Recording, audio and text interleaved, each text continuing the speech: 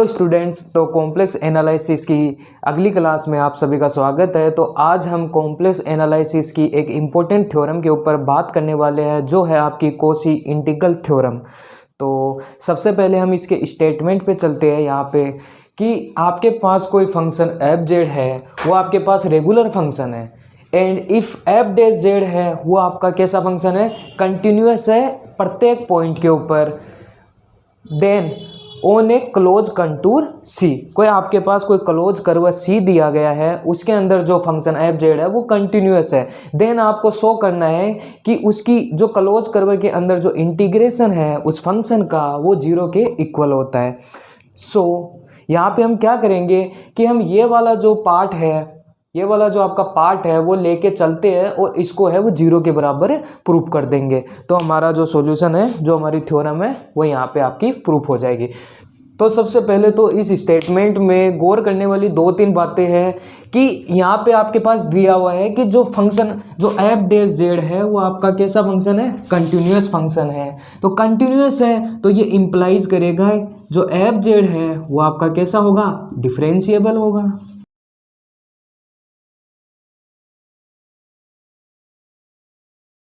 यदि आपका फंक्शन का डेरिवेटिव कंटिन्यूस है तो हम जानते हैं वो फंक्शन कैसा होगा, डिफरेंशिएबल फंक्शन होगा। आपका फंक्शन डिफरेंशिएबल है तो उस स्थिति में जो आपका एफ जेड होगा वो कैसा फंक्शन होगा, एनालिटिक फंक्शन होगा। और आपको पता है यदि आपका कोई फंक्शन एनालिटिक फंक्शन है तो वो आपकी सीआर इक्वेशन को सेटिस्फाई करता है। इसका मतलब ये है वो आपकी जो कॉची रीमान इक्वेशन है उसको सेटिस्फाई करता है। और हम कॉची रीमान इक्वेशन जानते हैं, वो होती है आपकी del u upon del x बराबर में del v upon del of y and del u upon del y वो आपकी इक्वल होती है माइनस का del v upon del of x के, जिसका प्रूफ हमने लास्ट लेक्चर्स के अंदर भी कर लिया था। तो अब इन्हीं चीज़ों का आगे हमारे पास इसके सॉल्यूशन में यूज होगा, इसलिए मैंने आपको यहाँ पे स्टार्टिंग में इसको बता दिया है। यहाँ पे तो हम इस थ्योरम का सॉल्यूशन देखने के लिए सबसे पहले हम जो अपनी वाली ये वाली टर्म है, इस वाली टर्म को हम लेके चलते हैं। तो चलिए आगे सॉल्यूशन की तरफ देख। तो यहाँ पे मैंने साइड के अंदर जो आपकी सीआर इक्वेशन है जो हमारे आगे काम आने वाली है वो मैंने वहाँ पे साइड में लिख दी है, और हम यहाँ पे जो इंटीग्रेशन है वो लेके चलते हैं। ठीक है, तो यहाँ पे इंटीग्रेशन के अंदर आपको दो टर्म दिखाई दे रही है, एफ जेड और डी जेड। तो हमें सबसे पहले है इनकी वैल्यू फाइंड आउट करनी पड़ेगी। तो यहाँ पे चूँकि आपका जो कॉम्प्लेक्स फंक्शन होता है वो आपका u प्लस आयोटा वी रूप का होता है, ये हम जानते हैं।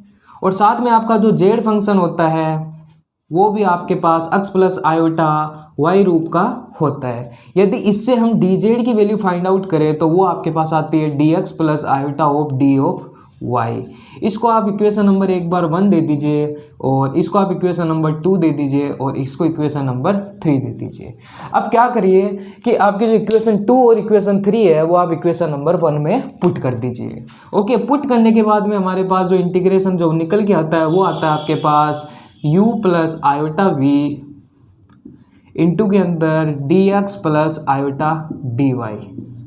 ये हमारे पास इंटीग्रेशन निकल के आता है। नेक्स्ट स्टेप में हम क्या करेंगे, हम इनकी आपस में मल्टीप्लाई कर देते हैं। तो मल्टीप्लाई करेंगे तो हमारे पास क्या निकल के आएगा, यू डी एक्स प्लस में iota of u d y. Similarly इससे मल्टीप्लाई करेंगे तो आपके पास आएगा iota v d x plus में आयोटा इंटू आयोटा की वैल्यू आपको पता है आयोटा स्क्वायर जो कि -1 के इक्वल होता है। तो यहाँ पे जो साइन है वो माइनस में आ जाएगा और वी डी वाई आपके पास आ जाएगी टर्म।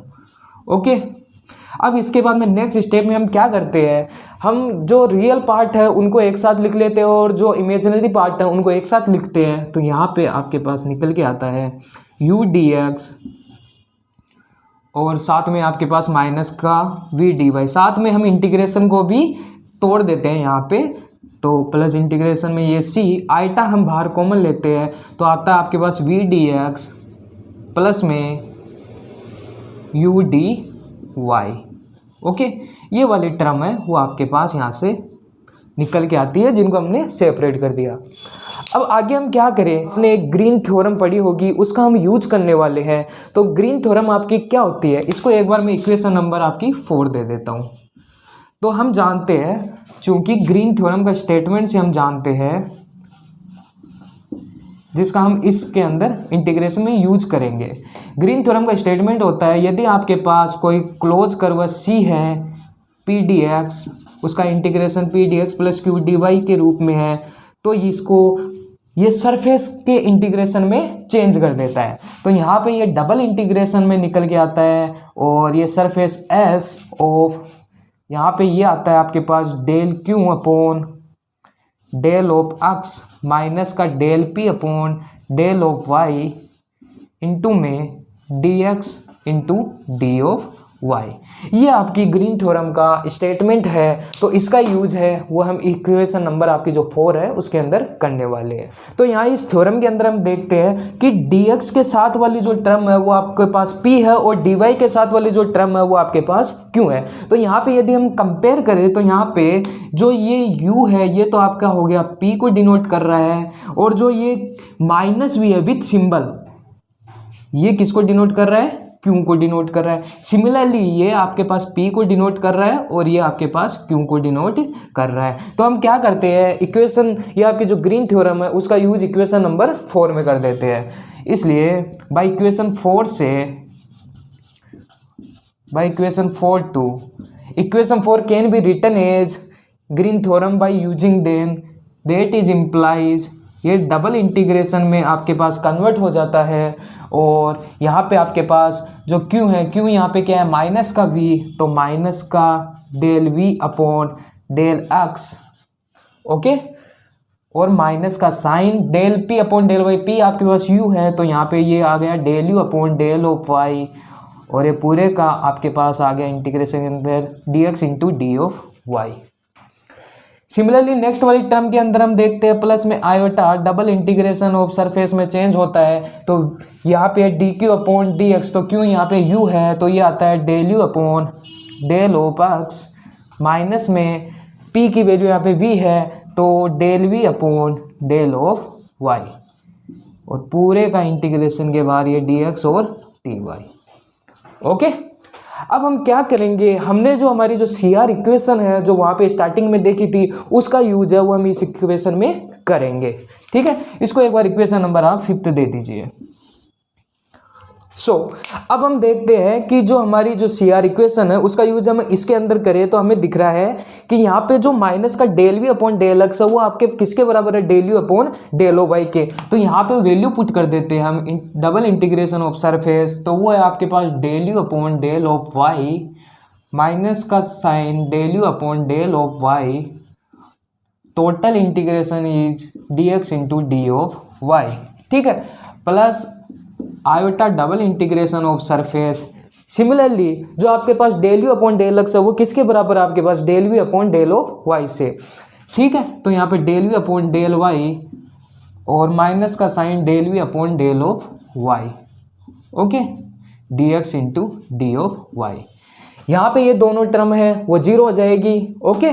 तो ये वाली टर्म भी इसमें से इसको माइनस करेंगे तो जीरो, ये भी सेम टर्म है तो ये माइनस, तो ये टोटल इक्वेशन किसके बराबर आ गई, जीरो। तो हैंस जो आप स्टार्टिंग में लेके चले थे integration of close curve C f of z d of z, वो आपके पास सोल्व होके किसके इक्वल आ गया, जीरो के इक्वल, और यही हमें है शो करना था, और यही आपकी होती है कोशी इंटीग्रल थ्योरम की कैलकुलस, ओके। तो होपफुली आपको वो ये कोशी इंटीग्रल थ्योरम है वो अच्छी तरीके से समझ में आ गई हो। यदि किसी भी प्रकार का डाउट हो तो आप कमेंट सेक्शन में बिल्कुल बताइए, okay. Thank you, see you.